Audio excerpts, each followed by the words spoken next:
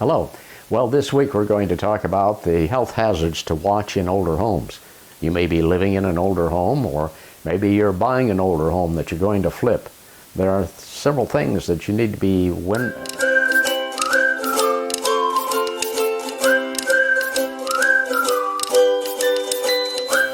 Hello, I'm Errol Wirtz, Associate Broker with Landmark Realty in Hays, Kansas. I'd like to tell you about some of the health hazards in older homes, especially if you live in one or you've bought one that you're going to renovate. The first one is lead. Prior to 1978, paint manufacturers used lead in their paint, and the federal government found that this was a health hazard. Also, lead was used in some plumbing fixtures. In 1978, the federal government restricted the use of lead in painting materials, and they had certain regulations made up that would help to protect the public when they buy a home. There should be a seller's disclosure stating whether there has been lead-based paint in the home and if they're aware of it.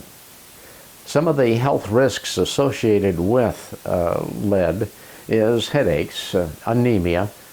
Lead affects brain development in young children, nervous system it can affect, as well as your digestive organs. FHA and VA, also USDA, as their appraisers look at the properties built prior to 1978, if paint is peeling off that home, they will require that the area be scraped and repainted. And that's homes that are built prior to 1978.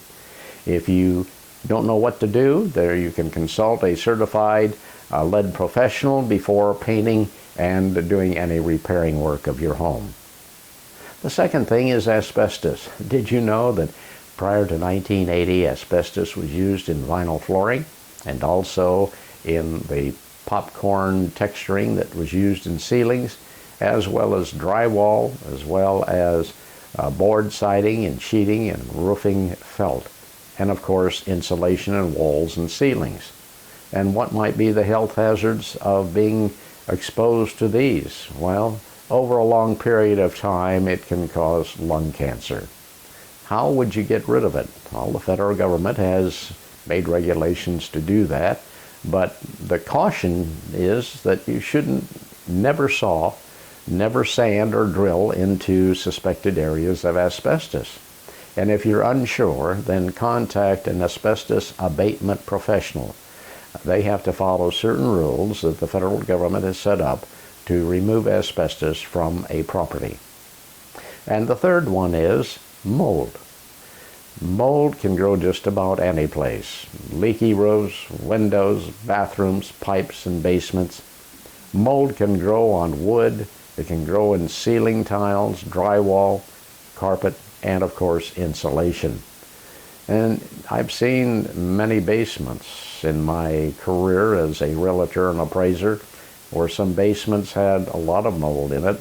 And the other thing is that people don't look for mold in their crawl space, which can affect the occupants of a home. What are the health risks associated with that? Well, they can be wheezing, skin rashes, increased risk of asthma in children. And the reason why it can occur is that many homes have poor ventilation. What would you do about that? Well, professional remediation is recommended, and insurance companies may pay for that remediation if it's been determined that a leak in the home has caused that mold problem. Well, I hope that this information has been a benefit to you, and I'd like you to join me next week when I'll be talking about living in Hays and some real estate issues, and I want to thank you for watching.